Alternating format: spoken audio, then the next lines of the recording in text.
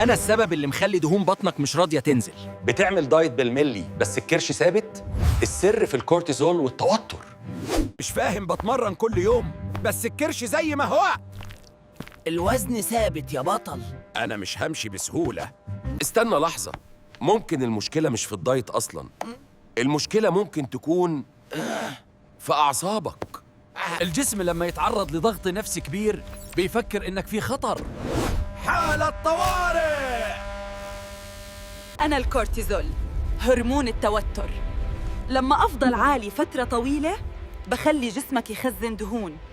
وأكتر مكان بحب أخزن فيه الدهون البطن.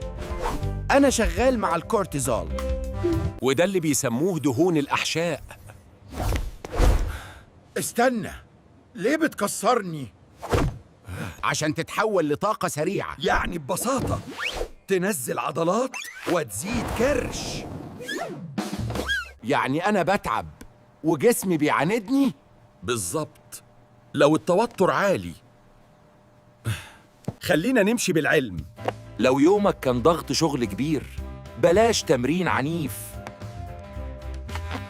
اختار مشي سريع أو تمرين خفيف عشان ما نرفعش الكورتيزول أكتر. أنا مغنيسيوم جلايسينات، صديق الأعصاب. بيساعد الجسم يدخل في حالة هدوء. 7 إلى 8 ساعات نوم. دي أهم خطوة.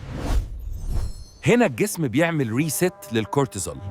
وأنا بظهر وقت النوم العميق عشان أحرق الدهون. في حاجة ناس كتير بتعملها وبتبوظ الحرق تماماً. أنا كورتيزون. لو استعملتني من غير إشراف طبي هعمل حبس مية وزيادة دهون، خصوصاً في الرقبة والبطن. أنا أشواجندا. الدراسات بتقول إني ممكن أقلل الكورتيزول. لكن لازم تطمن إنها مناسبة لحالتك. القاعدة الذهبية: الهدوء النفسي جزء من خطة جسمك. لو بتعمل دايت بالملي والكرش ثابت، اتأكد من مستوى التوتر في حياتك. جسمك مش محتاج ضغط أكتر، محتاج توازن.